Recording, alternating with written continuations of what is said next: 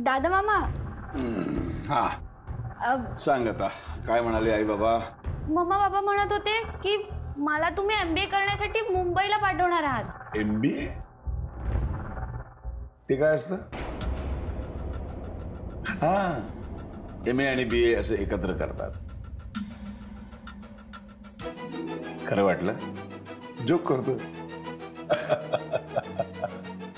विनोद केला विनोद. हो तुझ्या आई बाबांना मीच सांगितलं होतं की आपण आपल्या पोरीला पाठवू तिकडे MBA करायला. हा छान शिकून मोठी होऊ दे. नाही पण व्यवसायाचं सगळं शिक्षण ते तुमच्या हाताखाली घेतेच आहे ना. हो ना दादा मामा, मी प्रॅक्टिकल नॉलेज तर घेतेच आहे आणि प्रॅक्टिकल नॉलेज कधीही बेटर. कशाला थिअरीच्या मागे लागायचं. अच्छा MBA म्हणजे बिझनेस शिकण्यासाठीचा कोर्स आहे होय. आणि असंही तुम्ही कुठल्या कॉलेजमध्ये गेलात डिग्री घ्यायला तरी सुद्धा व्यावसायिक म्हणून तुमचं नाव आहे ना सगळीकडे. आहे काय ना वैजयंती, आम्ही व्यवसाय अनुभवातून शिकलो ग. म्हणजे आमच्या काळामध्ये अशा त्या डिग्र्या पण नव्हत्या नाही का. पण आता जर हिने डिग्री घेतली आणि मग माझ्याकडे येऊन अनुभव घेतला तर दुहेरी फायदा होईल की नाही आपल्या बिझनेसला. आणखीन मोठ्या पदावर जाईल. आणि जया जे शिकू शकेल ते आम्ही शिकलो नाही. झाला तर आमचा काळ गेला. शिकू दे पोरीला. म्हणून माझा आग्रह आहे जातो. हे बघ तुला आता मी एक सांगतो.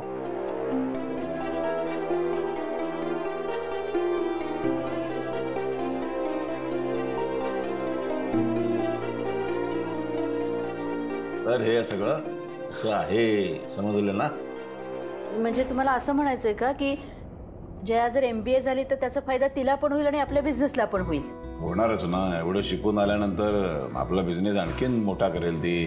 मोठ्या हुद्द्यावर तिला मी ठेवीन. असं एक मोठं पद देईन आहे की नाही. तुम्ही किती विचार करताय जयाचा. आणि जया अगं 2-3 वर्षाचा प्रश्न आहे ना बाळा. हा म्हणजे बघ तुझ्या हातामध्ये डिग्री येईल, तू एक व्यवसाय सांभाळू शकशील, स्वतःच्या पायावर उभी राहू शकशील. हो की नाही.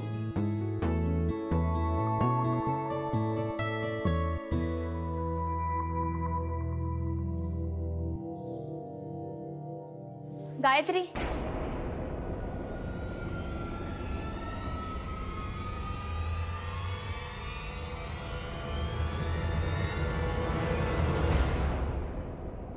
वहिनी तू आहेस होय. अगं एवढं घाबरायला काय झालंय. मी अगं तू अचानक हाक मारलीस ना म्हणून, बाकी काही नाही. कुठं गेली होतीस. मी कुठे नाही, इथे वाड्याबाहेरच होते. अगं वाड्याबाहेरून आली ते दिसतंय मला, पण नेमकं कुठं गेली होतीस ते विचारतेय. नेमकं असं नाही ग, पाय मोकळे करायला गेले होते सहजच. बहिणी असं का बघतीयस. म्हणजे खोटं बोलतो ना आपला चेहरा असा बदलतो तेवढा तुझा चेहरा ओळखते मी. काय सांगणार आहेस ना. खोटं नाही, असं काही नाही बोलत आहे मी. गायत्री बघ, भाऊ काका सांगत होते रात्रभर काल तुला झोप नाही लागली. मी पण आल्यापासून बघते तुझा चेहरा तुला वाटतच नाहीये. माझ्यासमोर 2-3 वेळा तुला फोन आले आणि तू अचानक कुठेतरी निघून गेली. गायत्री काही झालंय का. हे बघ कच्चं पक्क अवघड सोपं जे असेल ते सांग. मी तुझ्यासोबत कधीच काही चुकीचं घडू देणार. पुढचं पाऊल खूप विचार करून ठरवून टाकूया. तोपर्यंत माझ्याबद्दल बोलण्याची सांगण्याची काहीही वेळ आली तर एकत्र सांगूया. आणि तो दिवसही लांब नाही. आता सगळंच अर्धवट आहे. मुक्ता बहिणीला आत्ताच काही सांगणं चुकीचं ठरेल. देवावर भरोसा आणि ऋषीवर विश्वास ठेवायला हवा. गायत्री अगं मी काहीतरी विचारते तुला, लक्ष कुठे. अगं ते काही नाही ग, कॉलेजचं टेन्शन आहे. टेस्ट पण जवळ येत आहेत आणि माझा प्रोजेक्टही कम्प्लीट नाही झाला आहे ना अभ्यास झाला आहे.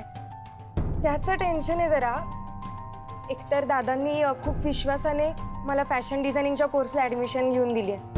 आणि त्यात पण मी फेल झाले तर त्यांचा विश्वास तुटेल ना, याच गोष्टींचं टेन्शन आहे अगं, बाकी काही नाही. तुला अजून खोटं वाटतंय का? नाही, तू म्हणतेस ना, ठेवते मी विश्वास. पण काही असेल तर मला सांग, लपवून ठेवू नकोस. हे बघ, लपवून ठेवून काही होणार नाहीये. संकट कसंही असलं ना तरी तुझी मुक्ता वहिनी कायम तुझ्यासोबत आहे, हे लक्षात ठेव. लव्ह यू वहिनी.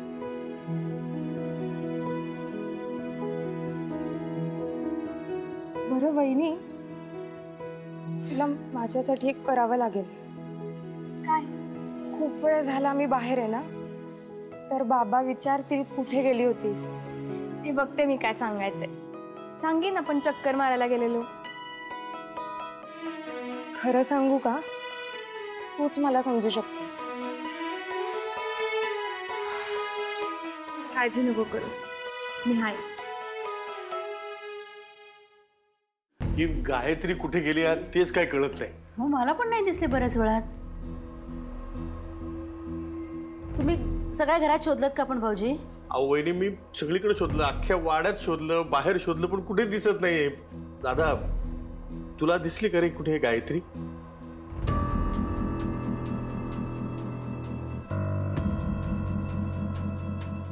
अहो अहो, विचारतायत काहीतरी भाऊजी. काय हो भाऊजी? म्हणजे काय रे भाऊ? म्हणजे मी असं म्हणत होतो की तू गायत्रीला पाहिलेस का कुठं? हो. कुठे? ठीक आहे, फोटोमध्ये.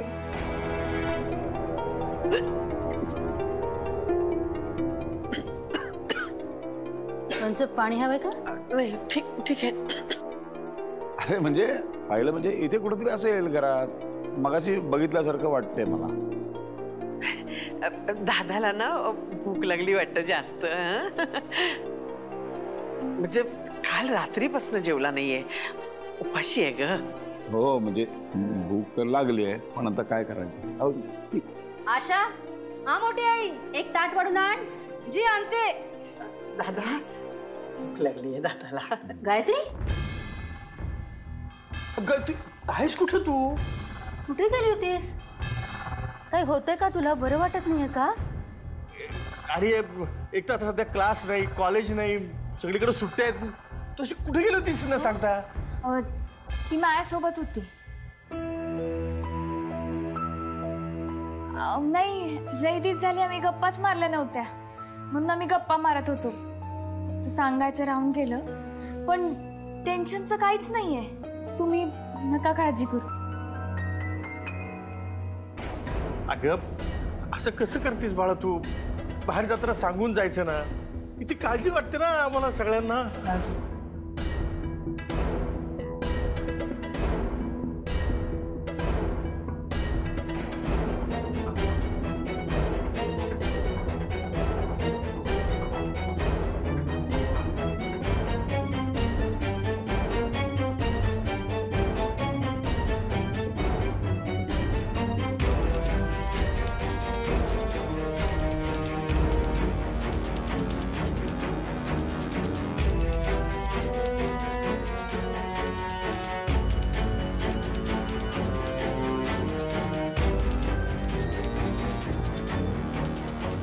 चला आपण सगळेच जेवूया. चला बसा.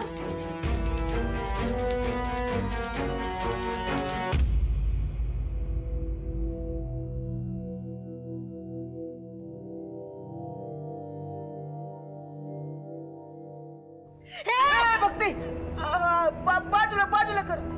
मी हो, तुम्ही आहे व्हय? असं अचानक येऊन हात ठेवतात का? हाक तरी मारायची ना. तुला तर ताप आहे. तू थांब, मी बनवतो थांब. हो, पण तुम्ही 2 दिवसांनी येणार होतात ना. हा, पण घरातले सगळे देवीचा नवस फेडायला गेलेत ना. गजाने मला निरोप पाठवला. गजानी? त्याने मला सांगितलं तुझी तब्येत बिघडले म्हणून. मला तुझी काळजी वाटली म्हणून मी धावत पळत आलो.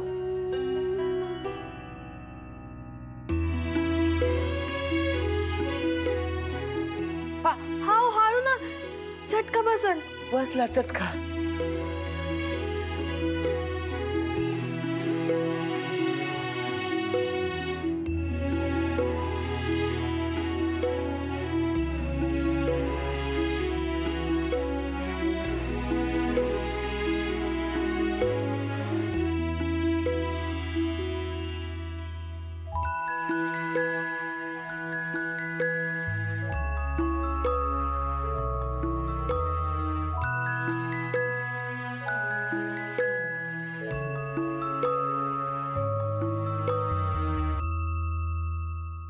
यांना कितीही भूक लागली ना तर असं आदाशासारखं मचा मचा आवाज करते, कधीच नाही खात.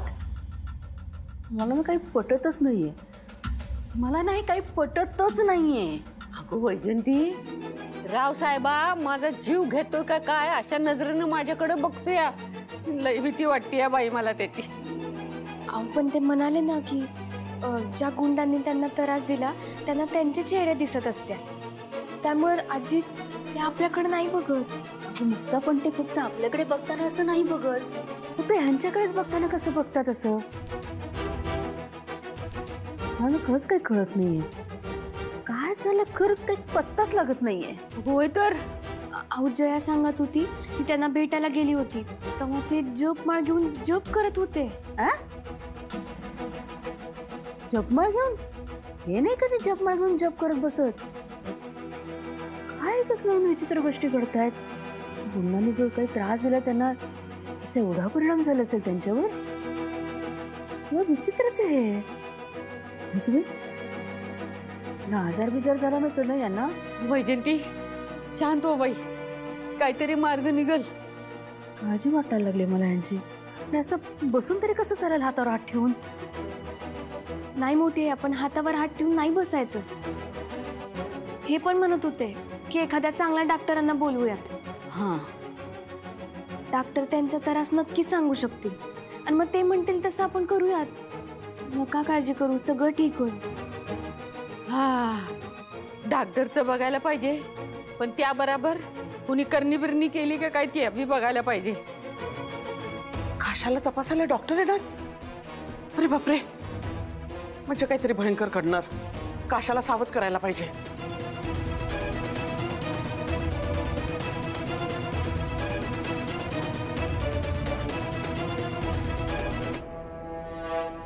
अहो अहो ऐकलं का? अहो अहो ठीक आहे आता कसं सांगू.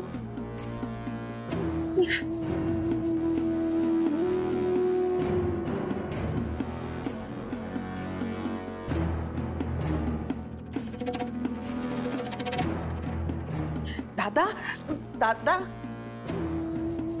काशा दोघेही नाहीयेत, सोबतच असतील. काशा, तुला किती वेळा सांगितलं बाबा तंबाखू खाऊ नकोस, तरी तू तेच करतोस. अरे अरे आपल्या प्लॅनची वाट लागेल रे, वाट. ते बरोबर आहे, पण मी हँडल कसं केलं? काय हँडल केलं की नाही? हँडल कंडिशन हँडल केलं की नाही? हँडल? अरे त्या जयाला जर कळलं असतं ना तर तिने घरामध्ये बोबाटा केला असता आणि मग आपल्या थोबाडावर सँडल पडले असतं हँडल वाल्या. आणि काय रे ते आज कसं ते जेवत होता बका बका बका. अरे तुला किती वेळा सांगितलं तरी तू तसंच करतोस. ते चुकलं माझं. एकदम असं छान छान अन्न दिसलं की नाही खावा खावाचं वाटते. पण सवय होईल, थोडी थोडी सवय होईल. काळजी करू नको, रावसाहेबांनी खाणार एकदम. पण मला एक सांग, ह्याची तलप आल्यावर तुम्ही काय करताय? कसं काय माझी तलप कशी भागवायची? एकतर तू ह्याची आणि ह्याची काय सोय बी करत नाही, मग एखादा आयटम घेऊन यायचं ना, मग काय करत नाही, काय नाही, हालचाल करत नाही तू. मग ह्याची तलप आली, मी जाऊन खाल्ला तंबाखू. काय चुकलंय माझं? अरे पण मी काय म्हणतो, तू घरामध्ये एकटा असताना आज दार लॉक करू खात जा की. एकटा? आणि या घरात कोणतरी एकट्यावर राहू देतं काय? अरे खोलीमध्ये घुसत्यात भासा भासा, आले वडापाव आला असा घुसत्यात. अरे बाबा हळू बोल ना, हळू बोल.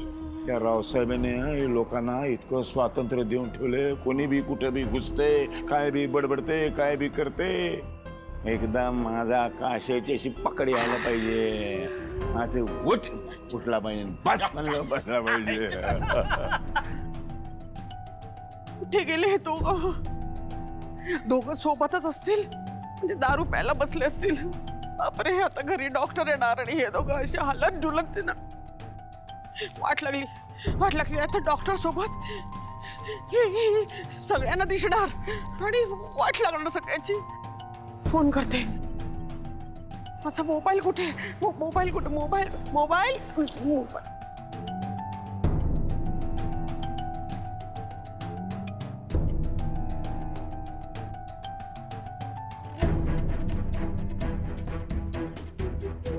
हाऊ, वर काय करते दोघं जण? खाली या. काय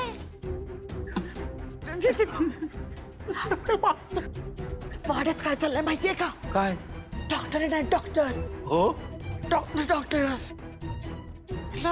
कशासाठी?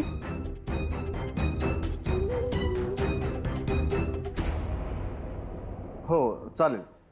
हो या डॉक्टर या तुम्ही, आम्ही सगळे घरीच. तरी किती वेळ लागेल?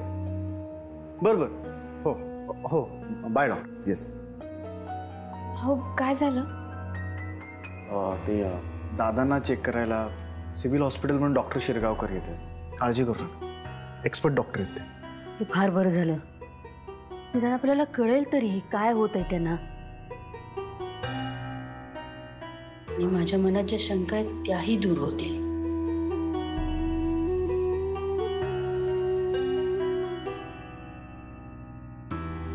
मोठी आहे, नका काळजी करू, सगळं ठीक होईल. या रावसाहेबाला काय झालं कळना. डाक्टरचं बराबर आहे, त्या परीस बाहेरचं देवऋषी वगैरे बघायला पाहिजे.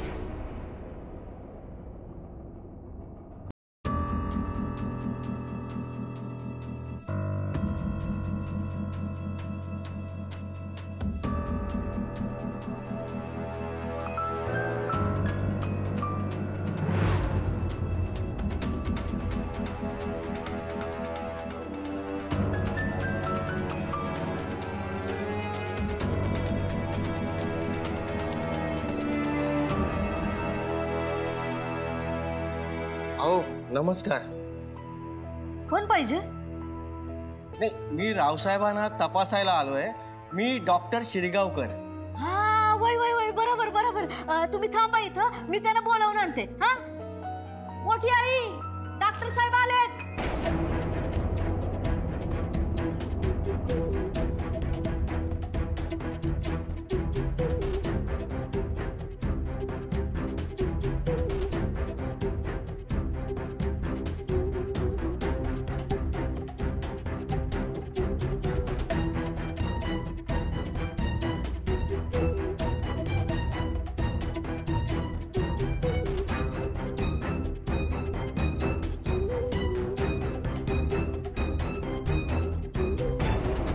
वाट लागली, विषय संपला, लोचा झाला. अहो काय झालं? दाराबाहेर बघून एकटेच काय बडबडताय? बडबडतात काय, आता डोकं फिरलंय, दगड मारायला लागेल थोड्या वेळानंतर. अगं त्या काशाला तपासायला एक डॉक्टर आलाय. तो ओळखीचा असताना तर त्याला आपण मॅनेज तरी केलं असतं. आता तो त्या डॉक्टर समोर गोंधळला ना तर आपली वाट लागली. मलाही टेन्शन आलंय हो. एकतर हा त्या डॉक्टरला घाबरून सगळं बका ओकून टाकेल तोंडातलं, नाहीतर डॉक्टरलाच उलट इंजेक्शन द्यायचा. काय करावं सुचत नाहीये मला. पण काय होतं ते बघूया का हो आपण? चला. नको, आपण लांबूनच काय ते पाहूया. नाहीतर आपलं पितळ तिकडे उघडं पडलं ना तर आपण मागच्या मागे पळून जाऊया. नाही, पळायचं. आपण कशाला पळायचं? आपण पकडले गेलो ना तर हात वर करायचे. आपण सरळ सांगायचं आम्हाला तर वाटलं रावसाहेब आहे म्हणून आम्ही त्याला घरात घेऊन आलो. आपल्याला काही माहितच नव्हतं. आपल्याला कसं कळणार ना? काय झालं दादाला? तुम्ही दोघे टेन्शन मध्ये का दिसताय? टेन्शन आलंय का मला? माझ्या भावाला आरामाची गरज आहे. पाहिलंच ना कसं करतोय तो. हे बघ, माझ्या भावाने आराम केला ना की सगळं नीट होईल. हे लोकांना कळतच नाही. शांत हो, काय काळजी करू नको, नीट होईल सगळं ग. आपण किती त्रास. होईल नीट होईल. कशाला काळजी करतेस?